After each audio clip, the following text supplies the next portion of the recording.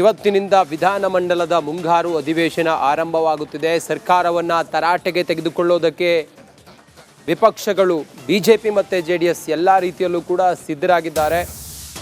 ಅವುಗಳನ್ನು ಎದುರಿಸೋದಕ್ಕೆ ಮುಖ್ಯಮಂತ್ರಿಗಳು ಕೂಡ ಸಿದ್ಧರಾಗಿದ್ದಾರೆ. ಇವತ್ತಿನಿಂದ ವಿಧಾನಮಂಡಲದ ಅಧಿವೇಶನ. ಸಿಎಂ ಆಗಿ ಡಿ.ಕೆ. ಶಿವಕುಮಾರ್ ಅವರ ಮೊದಲ ಅಧಿವೇಶನ ಇದಾಗಿದೆ.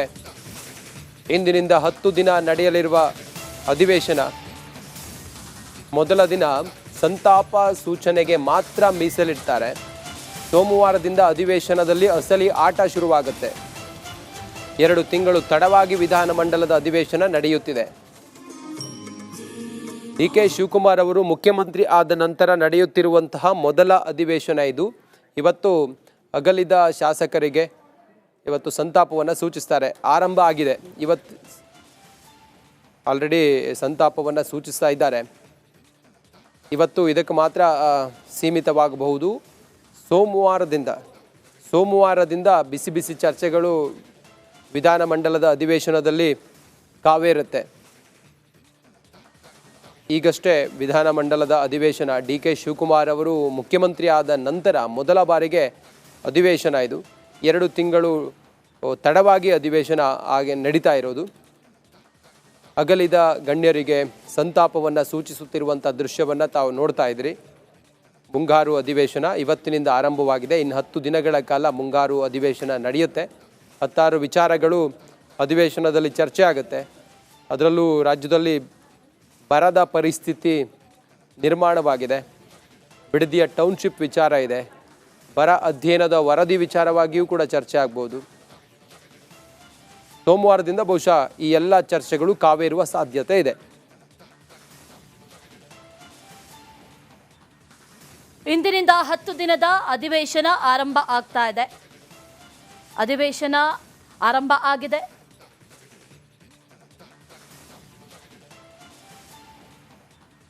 ಮುಂಗಾರು ಅಧಿವೇಶನ ಇವತ್ತಿನಿಂದ ಆರಂಭ ಆಗ್ತಾ ಇದೆ. ಅದರ ಮೊದಲ ದಿನ ಇವತ್ತು ಅಗಲಿದ ಗಣ್ಯರಿಗೆ ಸಂತಾಪವನ್ನು ಸೂಚಿಸಲಾಗುತ್ತೆ. ಇವತ್ತು ಆ ನಂತರ ಸೋಮವಾರದಿಂದ ಅಸಲಿ ಅಧಿವೇಶನ ಆರಂಭ ಆಗ್ತಾ ಇದೆ. ಮೊದಲ ಅಧಿವೇಶನದಲ್ಲೇ ಸರ್ಕಾರದ ವಿರುದ್ಧ ಹಲವು ಪ್ರಮುಖ ವಿಚಾರಗಳನ್ನು ಪ್ರಸ್ತಾಪಿಸಿ ಸರ್ಕಾರವನ್ನು ಕಟ್ಟಿ ಹಾಕಬೇಕು ಅನ್ನುವಂಥ ನಿಟ್ಟಿನಲ್ಲಿ, ಜೊತೆಗೆ ಬಿಸಿ ಮುಟ್ಟಿಸಬೇಕು ಅನ್ನುವಂಥ ನಿಟ್ಟಿನಲ್ಲಿ ವಿಪಕ್ಷಗಳು ಕೂಡ ಎಲ್ಲ ರೀತಿಯ ಸಿದ್ಧತೆಗಳನ್ನು ನಡೆಸಿದೆ. ಅದರ ಜೊತೆಯಲ್ಲಿ ಕೇಳಿದಂಥ ಪ್ರಶ್ನೆಗೆ ಸರಿಯಾದ ಉತ್ತರವನ್ನು ನೀಡುವಂಥ ನಿಟ್ಟಿನಲ್ಲೂ ಕೂಡ ಸರ್ಕಾರವು ಕೂಡ ಕಾರ್ಯತಂತ್ರಗಳನ್ನು ರೂಪಿಸಿದೆ.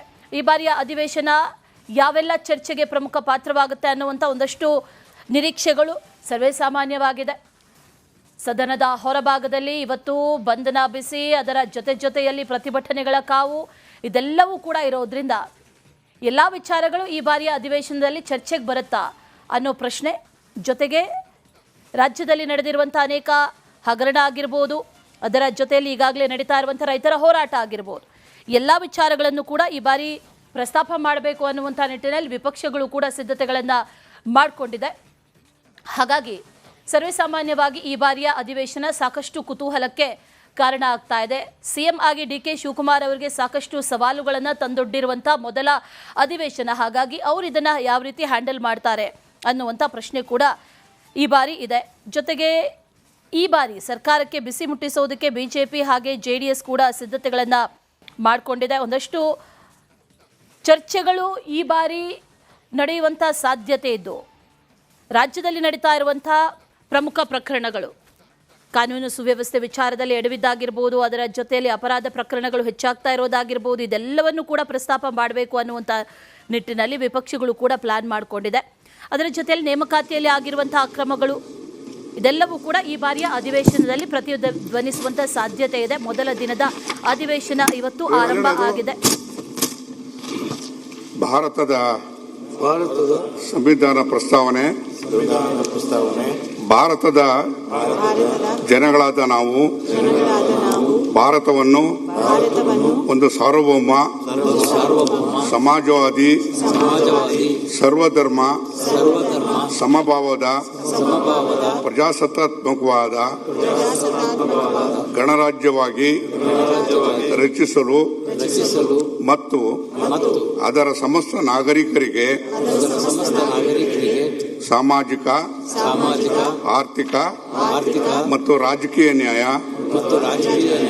ವಿಚಾರ ಅಭಿವ್ಯಕ್ತಿ ವಿಶ್ವಾಸ ಧರ್ಮಶ್ರದ್ಧೆ ಮತ್ತು ಉಪಾಸನಾ ಸ್ವಾತಂತ್ರ್ಯ ಸ್ಥಾನಮಾನ ಮತ್ತು ಅವಕಾಶ ಸಮಾನತೆ ದೊರೆಯುವಂತೆ ಮಾಡಲು ಮತ್ತು ವ್ಯಕ್ತಿ ಗೌರವವನ್ನು ರಾಷ್ಟ್ರದ ಏಕತೆಯನ್ನು ಹಾಗೂ ಅಖಂಡತೆಯನ್ನು ಸುನಿಶ್ಚಿತಗೊಳಿಸಿ ಅವರಲ್ಲಿ ಭ್ರಾತೃತ್ವ ಭಾವನೆಯನ್ನು ವೃದ್ಧಿಗೊಳಿಸಲು ಶ್ರದ್ಧಾಪೂರ್ವಕ ಸಂಕಲ್ಪ ಮಾಡಿದವರಾಗಿ ನಮ್ಮ ಸಂವಿಧಾನ ಸಭೆಯಲ್ಲಿ 1949ನೇ ಇಸ್ವಿ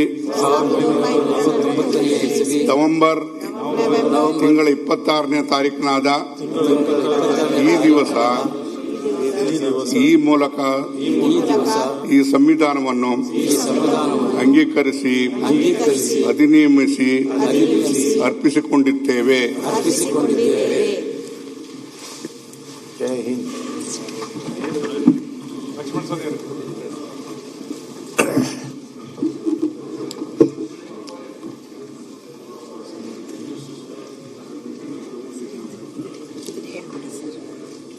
ಈಗ ಸಭಾನಾಯಕರು ಮುಖ್ಯಮಂತ್ರಿಯವರು ನೂತನ ಸಚಿವರನ್ನ ಪರಿಚಯಿಸತಕ್ಕಂಥ ಕಾರ್ಯಕ್ರಮ. ಅಧ್ಯಕ್ಷರೇ,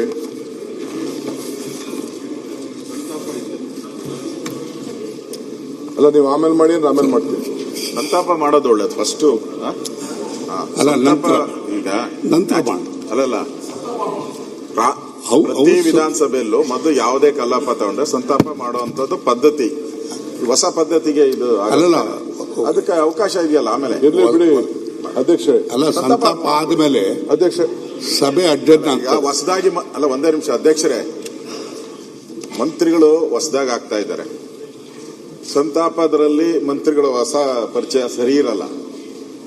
ಅದು ಬೇರೆ, ಅದು ಅವ್ರಿಗೆ ಹಬ್ಬ. ಅದು ಇಲ್ಲಿ ಸಂತಾಪ ಒಂದ್ ಕಡೆ ನೀವು ಮಾಡಿ ಅವ್ರನ್ನ ಪರಿಚಯ ಇದು ಸರಿ ಇರಲ್ಲ ನೋಡಿ ಸರ್. ಅಲ್ಲ, ಸಂತಾಪ ಸೋಮವಾರ ಮಾಡಿ ಬೇಕಾದ್ರೆ ಸೂಚನೆ ಇದಾದ್ಮೇಲೆ ಮಾಡಿ. ಸಂತಾಪ ಫಸ್ಟ್ ತಗೊಳ್ಳಿ ದಯವಿಟ್ಟು. ವಿರೋಧ ಪಕ್ಷ ನಾಯಕರಿಗೆ ಸಂತಾಪ ಸೂಚನೆ ಮಂಡನೆ ಮಾಡಿದ್ರೆ ತದನಂತರ ಆತ್ಮಕ್ಕೆ ಶಾಂತಿಯನ್ನು ಕೋರಿ ಅರ್ಜೆಂಟ್ ಏನಿಲ್ಲಲ್ಲ, ನಾಳೆ ಮಾಡಿ ಏನಂತೆ. ಈ ಸಂತಾಪ ಅವೆರಡು ಮಿಕ್ಸ್ ಮಾಡಬೇಡಿ. ಈ ಸಂತಾಪ ಇವೆರಡು ಯಾಕೆ ಮಿಕ್ಸ್ ಮಾಡ್ತೀರಾ? ಮುಖ್ಯಮಂತ್ರಿ ಹೊಸ ಮುಖ್ಯಮಂತ್ರಿ ಆಗಿದ್ದಾರೆ. ಬಿಡಿ ಆಯ್ತು. ಹೊಸ ಮುಖ್ಯಮಂತ್ರಿ ಸಂಬಂಧ ಬರೋದೇ ಇಲ್ಲ. ಹೊಸ ಮುಖ್ಯಮಂತ್ರಿ ಅರ್ಥ ಇದೆಯಾ ಅಧ್ಯಕ್ಷ? ನೀವೆಲ್ಲ ಹೋಗ್ಬಿಟ್ಟು ಸಂತಾಪದಲ್ಲಿ ನೀವು ಹೊಸದಾಗಿ ಕಳೆ ಘೋಷಣೆ ಮಾಡೋ ಸಂತಾಪ ನಂತರ ಬರೋದು. ಈಗ ಮುಖ್ಯಮಂತ್ರಿಗಳು ಪರಿಚಯ ಮಾಡ್ತಾರೆ. ಅಧ್ಯಕ್ಷ ಹೌಸ್ ಇನ್ ಫುಲ್ ಫಾರಂ. ಅಲ್ಲಲ್ಲ, we will respect their sentiments. ಆಯ್ತು, ಬಿಡಿ ರಾಯರೆಡ್ಡಿ ಅವರೇ. ಆಯ್ತು, ವಿರೋಧ ಪಕ್ಷದ ನಾಯಕರು ಹೇಳದ್ನ ನಾವು ಕೇಳೋಣ, ನಾಳೆನೇ ಮಾಡೋಣ. No problem. ಏನ್ ತೊಂದರೆ ಇಲ್ಲ. ಈಗ ಆಯ್ತು, ತಾವ್ ಹೇಳ್ದಂಗೆ ಸಂತಾಪ ತೆಗೆದುಕೊಳ್ಳೋಣ. ನಾನು ಯಾವ ದೃಷ್ಟಿ ನಿಮ್ಗೆ, ನೀವು ಹೊಸದಾಗಿ ಮಂತ್ರಿಮಂಡಲ ರಚನೆ ಮಾಡಿದ್ದೀರಾ, ನಮ್ಗೆ ಇಷ್ಟ ಇದೆಯೋ ಇಲ್ಲ ಅದು ಬೇರೆ ಪ್ರಶ್ನೆ. ನಿಮ್ಗಂತೂ ಖುಷಿ ಇದೆ. ಸಂತಾಪ ಖುಷಿನ ಯಾಕೆ ಮಿಕ್ಸ್ ಮಾಡ್ತೀರಾ? ಬೇಡ, ಅದಕ್ಕೆ ಇದು ಹೊಸ ಪರಂಪರೆ ಬೇಡ ಅಂತ ಅಷ್ಟೇ.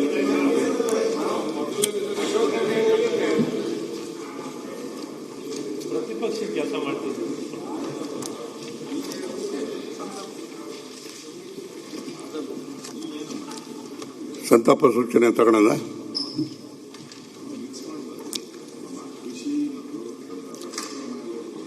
ಹದಿನಾರನೇ ವಿಧಾನಸಭೆಯ ಕಳೆದ ಅಧಿವೇಶನದ ನಂತರ ರಾಜ್ಯದ ಹಾಲಿ ಸಚಿವರಾಗಿದ್ದ ಡಿ ಸುಧಾಕರ್, ವಿಧಾನಸಭೆಯ ಮಾಜಿ ಉಪಾಧ್ಯಕ್ಷರಾಗಿದ್ದ ಸಿ ವೀರಣ್ಣ, ಮಾಜಿ ಸಚಿವರುಗಳಾಗಿದ್ದ ವೆಂಕಟರಮಣಪ್ಪ, ರಾಮಚಂದ್ರಗೌಡ, ವಿಧಾನಸಭೆಯ ಮಾಜಿ ಸದಸ್ಯರುಗಳಾಗಿದ್ದ K R Srinivasaiah, H S. Puttaranga, Syed Yasin, B Srinivasan, H M. Chandrashekarappa, R G. Venkatachalaiah, S. Krishnappa, ರಾಜ್ಯಸಭೆಯ ಮಾಜಿ ಸದಸ್ಯರಾಗಿದ್ದ ಎಚ್. ಹನುಮಂತಪ್ಪ, ಖ್ಯಾತ ಹಿನ್ನೆಲೆಯ ಗಾಯಕರಾಗಿದ್ದ ಶ್ರೀಮತಿ ಎಸ್. ಜಾನಕಿ, ಶ್ರೀಮತಿ ಆಶಾ ಭೋಂಸ್ಲೆ, ಮತ್ತು ಮಾಜಿ ಪ್ರಧಾನಮಂತ್ರಿಗಳಾದ ಎಚ್.ಡಿ. ದೇವೇಗೌಡರ ಧರ್ಮಪತ್ನಿ ಶ್ರೀಮತಿ ಚೆನ್ನಮ್ಮ ಅವರುಗಳು ನಿಧನ ಹೊಂದಿರುವುದನ್ನು ಈ ಸದನಕ್ಕೆ ಅತ್ಯಂತ ವಿಷಾದದಿಂದ ತಿಳಿಸ ಬಯಸುತ್ತೇನೆ. ಹಾಲಿ ಸಚಿವರಾಗಿದ್ದ ಡಿ. ಸುಧಾಕರ್ ಅವರು 28ನೇ ಮಾರ್ಚ್ 1961 ಚಿತ್ರದುರ್ಗ ಜಿಲ್ಲೆಯ ಚಳ್ಳಕೆರೆ ಗ್ರಾಮದಲ್ಲಿ ಜನಿಸಿದರು. ಬಿಕಾಂ ಪದವೀಧರರಾಗಿದ್ದ ಶ್ರೀಯುತರು ವೃತ್ತಿಯಲ್ಲಿ ಉದ್ಯಮಿಯಾಗಿದ್ದರು. ಸಹಕಾರ ಕ್ಷೇತ್ರದ ಮೂಲಕ ಜನಸೇವೆ ಆರಂಭಿಸಿದ ಶ್ರೀಯುತರು ಕಳೆದ 2 ದಶಕಗಳ ಕಾಲ ಚಿತ್ರದುರ್ಗದ ಡಿಸಿಸಿ ಬ್ಯಾಂಕಿನ ಅಧ್ಯಕ್ಷರಾಗಿ ಸೇವೆ ಸಲ್ಲಿಸಿದರು. 2004ರಲ್ಲಿ ಚಳ್ಳಕೆರೆ ವಿಧಾನಸಭಾ ಕ್ಷೇತ್ರದಿಂದ ಮೊದಲನೇ ಬಾರಿಗೆ 12ನೇ ವಿಧಾನಸಭೆಯ ಪ್ರವೇಶಿಸಿದ್ದ ಶ್ರೀಯುತರು ನಂತರ ಹಿರಿಯೂರು ವಿಧಾನಸಭಾ ಕ್ಷೇತ್ರದಿಂದ 13, 14 ಮತ್ತು 16ನೇ ವಿಧಾನಸಭೆಗೆ ಆಯ್ಕೆಯಾಗಿದ್ದರು. ಭದ್ರಾ ಮೇಲ್ದಂಡೆ ಯೋಜನೆಗೆ ಸಾಕಷ್ಟು ಹೋರಾಟ ನಡೆಸಿದ್ದ ಶ್ರೀಯುತರು ಕಿಯೋನೆಕ್ಸ್ನ ಅಧ್ಯಕ್ಷರಾಗಿ ಕಾರ್ಯನಿರ್ವಹಿಸಿದರು. ಸಮಾಜ ಕಲ್ಯಾಣ ಮತ್ತು ಮುಜರಾಯಿ ಯೋಜನೆಯ ಕಾರ್ಯಕ್ರಮ ಸಂಯೋಜನೆ ಮತ್ತು ಸಾಂಖ್ಯಿಕ ಸಚಿವರಾಗಿ ಸೇವೆ ಸಲ್ಲಿಸಿದ್ದ ಶ್ರೀಯುತರು ಎಲ್ಲರನ್ನೂ ವಿಶ್ವಾಸಕ್ಕೆ ತೆಗೆದುಕೊಳ್ಳುವ ಡೈನಮಿಕ್ ಗುಣವನ್ನು ಹೊಂದಿದ್ದರು. ಈ ಗುಣವೇ ಅವರನ್ನು ಅಜಾಶತ್ರುವನ್ನಾಗಿ ನಾಯಕನನ್ನು ರೂಪಿಸಿತು. ಕೊಡುಗೈ ದಾನಿ ಎಂದೇ ಪ್ರಸಿದ್ಧರಾಗಿದ್ದ ಹಿರಿಯ ರಾಜಕಾರಣಿ ಡಿ. ಸುಧಾಕರ್ ಅವರು ದಿನಾಂಕ 10/5/26 ನಿಧನ ಹೊಂದಿರುತ್ತಾರೆ. ವಿಧಾನಸಭೆಯ ಮಾಜಿ ಉಪಾಧ್ಯಕ್ಷರು ಹಾಗೂ ಮಾಜಿ ಸಚಿವರಾಗಿದ್ದ ಸಿ. ವೀರಣ್ಣ ಅವರು ದಿನಾಂಕ 23/4/1941 ತುಮಕೂರು ಜಿಲ್ಲೆಯ ಕೊರಟಗೆರೆಯಲ್ಲಿ ಜನಿಸಿದರು. BA, BL ಪದವೀಧರರಾಗಿದ್ದ ಶ್ರೀಯುತರು ವೃತ್ತಿಯಲ್ಲಿ ವಕೀಲರಾಗಿದ್ದರು. 1972ರಲ್ಲಿ ರಾಜಕೀಯ ಪ್ರವೇಶಿಸಿದ ಶ್ರೀಯುತರು 1983ರಲ್ಲಿ ಕೊರಟಗೆರೆ ಕ್ಷೇತ್ರದಿಂದ ಪ್ರಥಮ ಬಾರಿಗೆ 7ನೇ ವಿಧಾನಸಭೆಗೆ ಆಯ್ಕೆಯಾಗಿ ನಂತರ ಅದೇ ಕ್ಷೇತ್ರದಿಂದ 8ನೇ ವಿಧಾನಸಭೆಗೆ ಪುನರ್ ಆಯ್ಕೆಯಾಗಿದ್ದರು. ಸಣ್ಣ ಉಳಿತಾಯ, ಲಾಟರಿ, ಬಂದಿಖಾನೆ ಮತ್ತು ವಾಣಿಜ್ಯ ಮತ್ತು ಕೈಗಾರಿಕೆ ಸಾರಿಗೆ ಸಚಿವರಾಗಿ ಕಾರ್ಯನಿರ್ವಹಿಸಿದ್ದ ಶ್ರೀಯುತರು ಸಣ್ಣ ಉಳಿತಾಯ ಖಾತೆ ಸಚಿವರಾಗಿದ್ದ ಅವಧಿಯಲ್ಲಿ ಇಲಾಖೆಗೆ ಹೊಸ ಸ್ಪರ್ಶ ನೀಡಿ ಜನರಿಗೆ ಉಳಿತಾಯ ಬಗ್ಗೆ ಜಾಗೃತಿ ಮೂಡಿಸಿ ಹಲವು ಕಾರ್ಯಕ್ರಮಗಳನ್ನು ಹಮ್ಮಿಕೊಳ್ಳುವ ಮೂಲಕ ರಾಜ್ಯವು ಸಣ್ಣ ಉಳಿತಾಯ ಸಂಗ್ರಹಣೆಯಲ್ಲಿ ದೇಶದಲ್ಲೇ ಮೊದಲ ಸ್ಥಾನ ಗಳಿಸಲು ಕಾರಣೀಭೂತರಾಗಿದ್ದರು. ಆಡಳಿತಾತ್ಮಕ ದಕ್ಷತೆ, ಪ್ರಾಮಾಣಿಕತೆ, ಅಭಿವೃದ್ಧಿಪರ ಚಿಂತನೆಗಾಗಿ ಶ್ರಮಿಸಿದ್ದ ಹಿರಿಯ ರಾಜಕಾರಣಿ ಸಿ. ವೀರಣ್ಣ ಅವರು 24/7/26 ನಿಧನ ಹೊಂದಿರುತ್ತಾರೆ.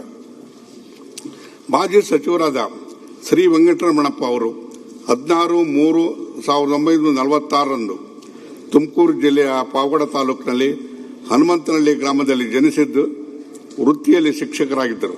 1984ರಲ್ಲಿ ಪನ್ನಸಮುದ್ರ ಮಂಡಲ ಪಂಚಾಯಿತಿ ಸದಸ್ಯರಾಗಿ ರಾಜಕೀಯ ಪ್ರವೇಶಿಸಿದ್ದ ಶ್ರೀಯುತರು VSSN ಅಧ್ಯಕ್ಷರಾಗಿಯೂ ಸೇವಲಿಸಿದ್ದರು.